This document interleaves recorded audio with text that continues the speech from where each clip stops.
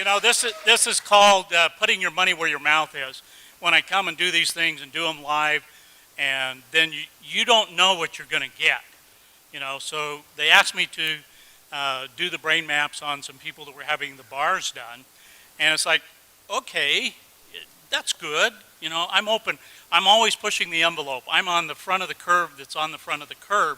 We have to look back to see where the cutting edge is. All I can tell you is when I saw the results, my jaw dropped. I was so astounded. And you got to remember, I've been doing this for 16 years. I have seen brains of every kind and all different kinds of conditions. This is the very first time that I've ever seen a brain do what we are about to show you.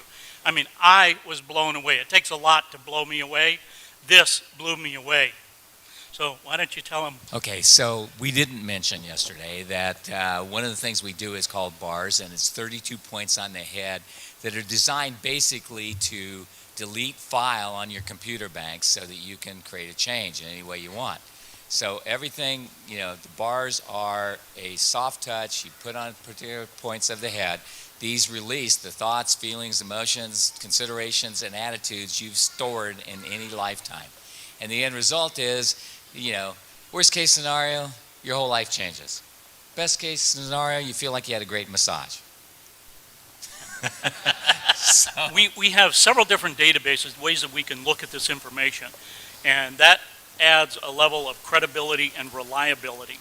And so I'm going to show you all the different ways that we measure this. So we take an EEG, we put the cap on their head, and we measured all 19 electrodes. We did eyes closed, brain on task. Then they did the bars, and then we did it again right immediately after. Put the cap back on their head, measured eyes closed, brain on task. And I'm going to show you what happened.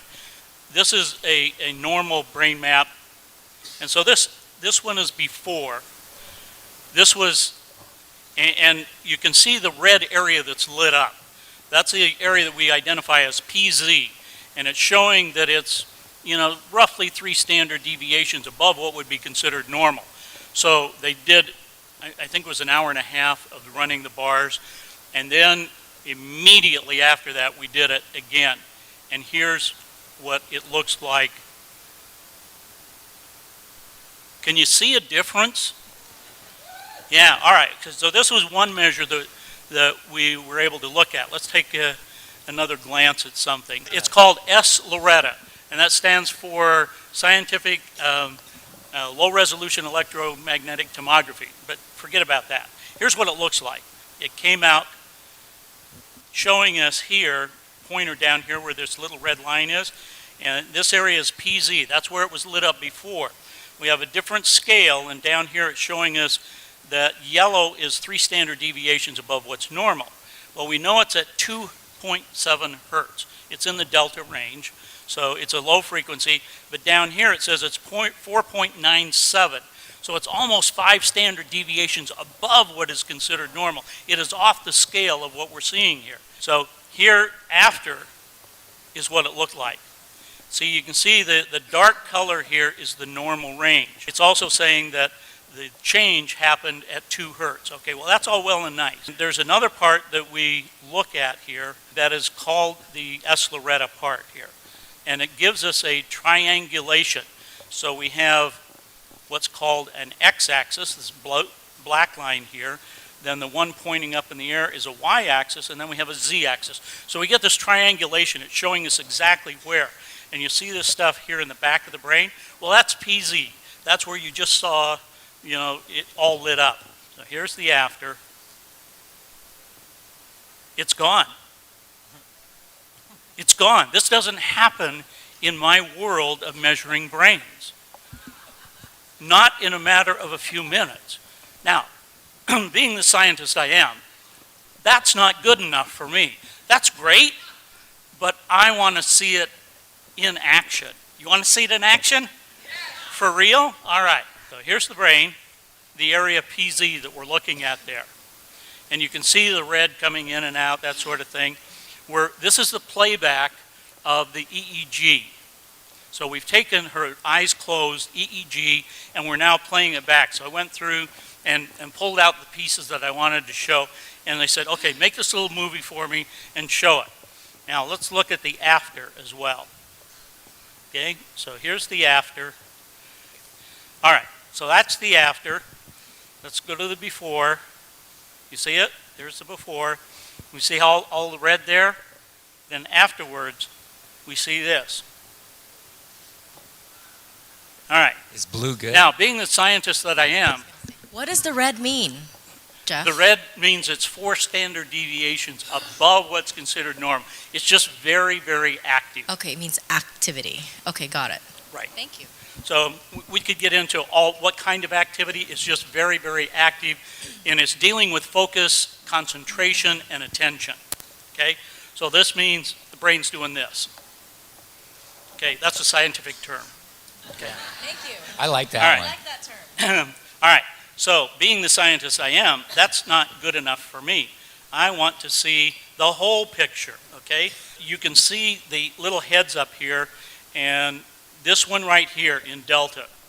We're going to watch that as it plays through the sequence of events here. Additional things that are down here that we're looking at are coherence. Coherence is how the brain processes information. Okay, thank you. So there is a hypocoherence and a hypercoherence. The blue here indicates that we have a hypocoherence. So what we're seeing happen is the brain is just doing its normal thing. So the phase and the coherence is what allows that higher level of consciousness. So in measuring thousands of advanced meditators over the last couple of years and talking to them and looking at their brain maps, we've been able to determine that this relationship between phase and coherence is very important. We've also done some things with heart math where we've had people wear this heart device for 24 hours, and we would map them during the brain when they were doing meditations. And they would be meditating for 2 hours at a time in a room like this. So we would have 450 people, and we're measuring some of these people and looking at the relationship. And when people had these profound experiences, when they were able to have kundalini energy, and we've mapped these things, we have validation of them, that the phase and the coherence become very important, and we would see an alignment of the phase and the coherence in what I just showed you, and the heart coherence. So when there is complete heart coherence and brain coherence, then people start to have these magical experiences and start to have energy lining up. And this is about, so when you talk about aligning the energy in the chakras and coalescing that energy, this is what we've been looking at.